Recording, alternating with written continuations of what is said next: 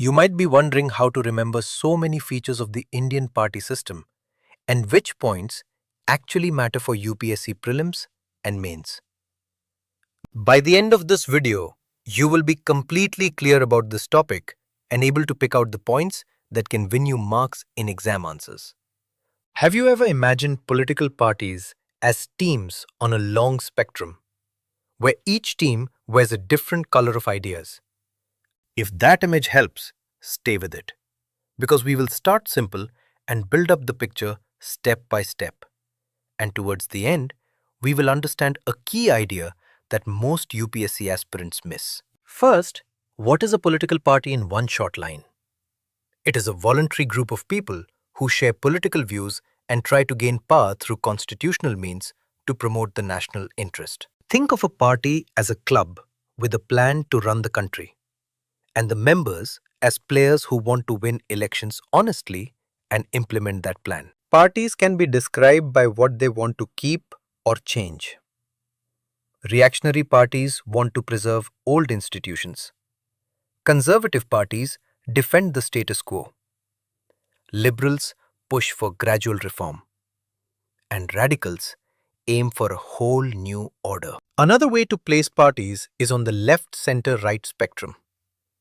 Leftists support more state intervention and redistribution. Centrists balance change and stability. And rightists stress tradition and market-driven policies. Visualize a horizontal line. On the left, you have CPI and CPM. In the middle, Congress. And on the right, BJP. This simple picture helps you answer many conceptual questions quickly. Now let us look at party systems, which describe how many strong parties compete in a country. One party, two party, and multi-party systems.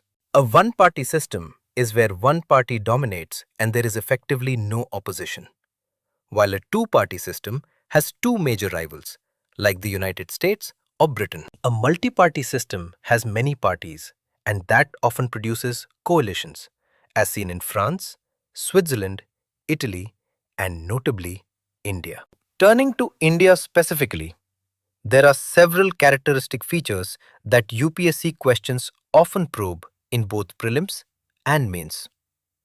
First feature: India has a multi-party system due to its vastness, social diversity, and universal adult franchise, which gives room to many regional and issue-based parties. Second feature: despite this plurality, India experienced one-party dominance for long periods under the Congress, a pattern scholars like Rajni Kothari called the Congress system. Third feature: many parties in India lack a clear, distinct ideology and often converge on broad commitments like democracy, secularism, and socialism, while focusing primarily on gaining power.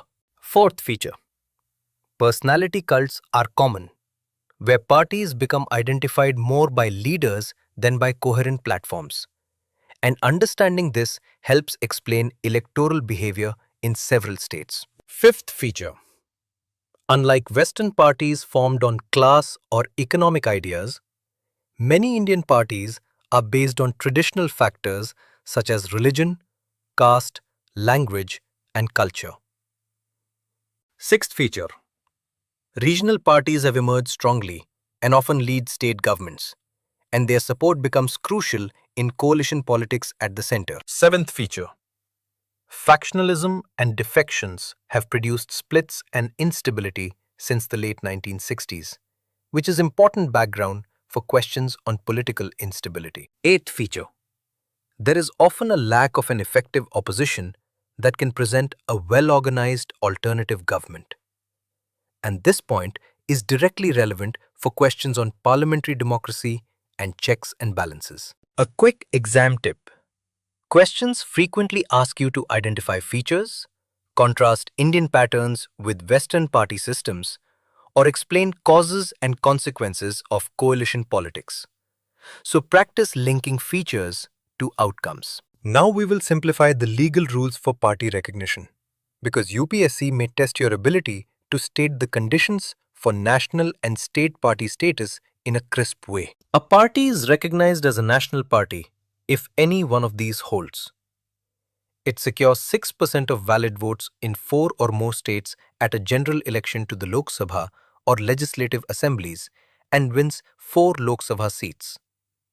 Or it wins 2% of Lok Sabha seats with those MPs elected from at least 3 states. Or it is recognized as a state party in 4 states.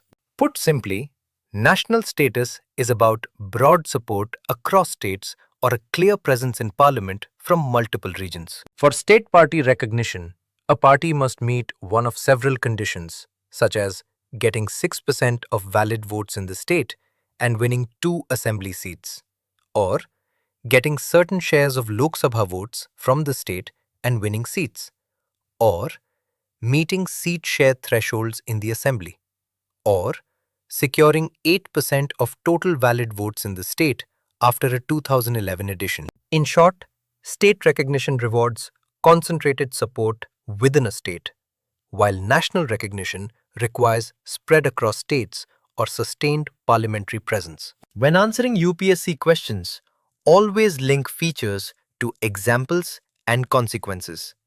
For instance, explain how regional parties shaped coalition politics in the 1990s and why that matters for federal governance. To recap simply, political parties are organized groups seeking power. Ideologically, they range from reactionary to radical and from left to right. India is multi-party but has traits like one-party dominance in the past, weak ideology, personality cults, regional parties, defections, and challenges for effective opposition. Remember the legal test. National status means pan-Indian spread or sufficient Lok Sabha presence. State status means concentrated regional support under specific vote or seat thresholds. If you can visualize parties on a spectrum and remember the 8 Indian features as short, linked stories, you will write crisp answers and spot likely prelims traps easily. Keep practicing by turning each feature into a one-line definition and a real example from recent elections, because examples are the fastest way to score in UPSC essays and mains answers. You have a clear roadmap now, and with a few timed revisions, you will be able to recall both conceptual definitions and the recognition rules without hesitation.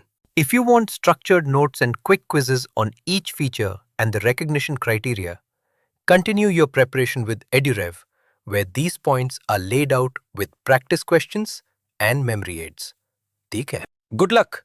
And remember, clarity and examples beat long paragraphs in exam answers. So keep visuals and examples at hand while you revise.